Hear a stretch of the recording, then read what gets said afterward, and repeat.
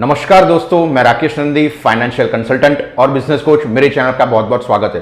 दोस्तों, ये ऐसा दौर चल रहा है जिसमें लॉकडाउन की वजह से और कोरोना की वजह से चाहे वो एम्प्लॉयज हो या फिर बिजनेसमैन हो, सभी को लिक्विडिटी की प्रॉब्लम आ रही है। मल्टीनेशनल कंपनीज है, जो एमएनसीज है, लिमिटेड कंपनीज है, इनमें कर्मचारियों की सैलरी में भी कटौती आई है और बिजनेसमैन है उनके टर्नओवर में भी कटौती आई है। उसकी वजह से उनका मुनाफा भी कम है। तो इन शॉर्ट सभी की दोस्तों आय में कटौती आई है। इसकी वजह से सभी को लिक्विडिटी की प्रॉब्लम हो रही है। ऐसे में फाइनेंशियल कंपनीज है, बैंक्स है, वो पर्सनल लोन का अभी दौर शुरू कर रही है। सभी को पर्सनल लोन की ऑफर्स मिल रही है। दोस्तों, सबसे पहली बात ये होती है कि पर्सनल लोन का रेट ऑफ इंटरेस्ट होता है वो एक्सपेक्टेशन से काफी ज्यादा होता है। तो दोस्तों, जब तक आपको पर्सनल लोन की जरूरत ना पड़े, खास जरूरत ना हो, तब तक पर्सनल लोन हो सके तो ना ले। अगर मान लीजिए भी किसी भी रीजन से आपको पर्सनल लोन लेने की जरूरत पड़ती भी है तो उसमें खास 4 बातें हैं, वो ध्यान में रखिएगा। ये 4 बातें कौन सी है, शुरू से आखिर तक दोस्तों मेरा वीडियो ध्यान से देखिए। अगर मेरा वीडियो पसंद आता है तो लाइक कीजिए। फाइनेंस से रिलेटेड ऐसी अपडेटेड और वैल्यू एडेड इंफॉर्मेशन के लिए दोस्तों मेरा चैनल सब्सक्राइब कीजिए और बेल आइकन दबाइए ताकि आने वाले हर एक वीडियो की इंफॉर्मेशन आपको रेगुलरली मिलती रहे। तो दोस्तों शुरू करते हैं आज का वीडियो। दोस्तों, जैसे कि मैंने आप सभी को बताया अभी कि खास अगर पर्सनल लोन की जरूरत हो तभी उसका आप फायदा उठाइए। अगर जरूरत ना हो तो अगर पर्सनल लोन मिल रही है तो ले लीजिए। इस तरह से आप एटीट्यूड मत रखिए। दोस्तों, खास जो 4 बातें हैं वो मैं बताने जा रहा हूं। सबसे पहली बात होती है कि दोस्तों आपका सिक्योरिटी होना चाहिए, विश्वसनीयता। सबसे पहली बात विश्वसनीयता में मैं ये बताना चाहूंगा कि दोस्तों अगर आपका मल्टीनेशनल कंपनी है, लिमिटेड कंपनी है, तो ऐसी कंपनीज के अंदर आपकी जॉब सिक्योरिटी है वो बनी रहती है। सरकारी कर्मचारी है, गवर्नमेंट जॉब है, इसमें आपकी सिक्योरिटी है वो बनी रहती है। तो दोस्तों ये विश्वसनीयता होने के कारण आपको पर्सनल लोन है वो जल्दी मिल जाती है। तो दोस्तों ऐसी चीजों में आप आपका खास ध्यान रखिए। ये जरूरी है कि आपको किस तरह से पर्सनल लोन है और कितनी अमाउंट में लेनी है। ज्यादातर लोग ये सबसे बड़ी गलती करते हैं कि उनको मैक्सिमम कितनी लोन मिल सकती है। मान लीजिए अभी आपकी 5 लाख की एलिजिबिलिटी है पर्सनल लोन मिलने की, लेकिन अभी रिक्वायरमेंट सिर्फ 2 लाख की है। तो कुछ लोग ये गलती करेंगे 5 लाख पूरी ले लेते, उसके बाद उसका ईएमआई का बर्डन है वो बढ़ जाता है। अच्छा, दूसरी बात ये होती है कि बिजनेसमैन के लिए दोस्तों जरूरी होता है कि मिनिमम 3 साल का इनकम टैक्स रिटर्न है वो फाइल करना जरूरी है। 3 साल का इनकम टैक्स रिटर्न होता है वो आपकी बिजनेस की स्टेबिलिटी बताता है दोस्तों।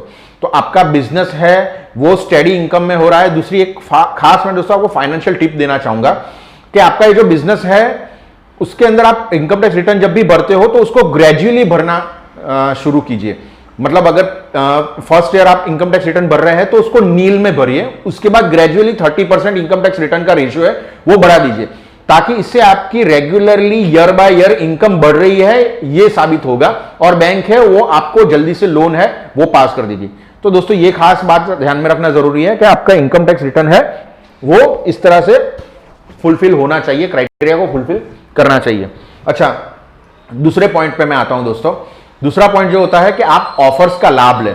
मान लीजिए कि आप सभी क्राइटेरिया के अंदर फिट बैठते हैं और आपको अच्छी ऑफर्स है वो हर एक फाइनेंशियल कंपनीज में से या बैंक में से मिल रही है। तो दोस्तों ये जो फाइनेंशियल कंपनीज में से आपको ऑफर्स मिलती है, ये ऑफर्स में खास बात ध्यान रखना ये जरूरी है कि आपको इंटरेस्ट रेट ऑफ इंटरेस्ट कितना कम मिल रहा है, तो वहां से आप इसका फायदा उठा सकते हैं और सबसे लोएस्ट रेट ऑफ इंटरेस्ट के ऊपर आप अपनी पर्सनल लोन है वो ले सकते हैं। तो ये दूसरी बात है। तीसरी बात है दोस्तों, आप ईएमआई का टाइम पे भुगतान कीजिए। मतलब कि आप देख लीजिए आपका ईएमआई जो भी आपका अभी फिलहाल लोन चल रहा है, लॉकडाउन आ गया या जो भी कुछ रीजन आ गया, जेन्युइन रीजन को छोड़ के दोस्तों 1 तारीख का भी, मान लीजिए आपकी 4 तारीख ईएमआई की डेट है, आप गलती से आपकी 5 तारीख को ईएमआई भरते हैं और कस्टमर ऐसा समझते हैं कि मैंने ईएमआई भर दिया, लेकिन वो ईएमआई के अंदर आपका पेनल्टी चार्ज आ जाएगा, बैंक में आपका ईएमआई बाउंस होता है तो बाउंस चार्जेस आ जाएगा। तो दोस्तों ये सारे चार्जेस आपको बेयर करने पड़ते हैं, प्लस आपका क्रेडिट स्कोर भी इफेक्ट करता है। तो हो सके तो डिसिप्लिन से, अगर आपकी 4 तारीख है ईएमआई की, 3 तारीख को एनईएफटी है वो प्रोसेस हो जाता है 3 तारीख को रात को 12 बजे। तो गौर कीजिएगा दोस्तों, 2 तारीख को या 3 तारीख को आपके अकाउंट में है वो मिनिमम ईएमआई जितना बैलेंस है वो रख देना जरूरी है, ताकि आपका ईएमआई है वो रेगुलर टाइम पे भुगतान हो और नेक्स्ट टाइम पे आपको उससे ज्यादा अमाउंट की लोन मिल जाए। जनरली क्राइटेरिया ऐसा होता है कि आपकी जितनी कैपेसिटी होती है उससे 1.5 गुना लोन है वो ज्यादा मिलेगी आपको। मतलब अगर आपने अभी 2 लाख का लोन लिया है और उसको रेगुलरली प्रोसेस कर दिया है तो नेक्स्ट टाइम आपको मिनिमम 3.5-4 लाख की लोन है वो मिल सकती है, लेकिन उसके लिए डिसिप्लिन से ईएमआई है और रेगुलर भरना बहुत जरूरी है। दोस्तों लास्ट बात आती है क्रेडिट स्कोर। दोस्तों एक स्टैंडर्ड जो आप किसी भी लोन के लिए एलिजिबल हो जाएंगे उसके लिए स्टैंडर्ड क्रेडिट स्कोर होता है 750 मिनिमम। तो अगर उससे अच्छा स्कोर है तो आप बहुत ही हेल्दी स्कोर में आते हैं, लेकिन 750 से कम आता है तो आपका क्रेडिट स्कोर वीक माना जाता है, तो उसके अंदर लोन लेने में दिक्कत हो सकती है। तो दोस्तों ये बात खास ध्यान में रखना जरूरी है कि 750 है वो आपका मिनिमम क्रेडिट स्कोर है, वो रहना जरूरी है। मान लीजिए कुछ लोग हैं जिन्होंने आज तक लाइफ में कभी भी लोन नहीं ली है, तो दोस्तों बहुत लोगों को कंफ्यूजन है कि मेरा 750 का स्कोर पहुंचेगा कैसे। जिन लोगों ने दोस्तों लोन नहीं ली है उनका मिनिमम स्कोर है वो -1 आता है, क्योंकि उन्होंने अभी तक अपना सिविल प्रोसेस ही नहीं किया है, कोई लोन का प्रोसेस किया नहीं, जनरेट नहीं किया है, तो उनका -1 जो सिविल स्कोर आता है, इसकी वजह से उनको कंफ्यूजन होता है कि मुझे लोन मिलेगी या नहीं मिलेगी। दोस्तों सबसे पहले अगर आपको -1 सिविल स्कोर आता है तो लोन मिल सकती है, लेकिन एक मिनिमम आपके क्राइटेरिया सेट हो जाता है कि यहां तक की लोन मिलेगी। अगर आप ये आपका क्रेडिट स्कोर हेल्दी करना चाहते हैं तो उसके लिए एक और फाइनेंशियल टिप देना चाहूंगा दोस्तों। आप क्या कर सकते हैं, किसी भी कंज्यूमर शॉप के अंदर मोबाइल होता है, टीवी होता है, फ्रिज होता है, एलईडी होता है, जो भी वॉशिंग मशीन होता है, या 2 व्हीलर भी आप जब लेते हैं तो आपको लोन पे ये सारी चीजें मिलती है। 8 महीने का, 10 महीने का, 12 महीने का, 18 महीने का, ऐसा इनका टाइम लिमिट और ईएमआई का ड्यूरेशन होता है।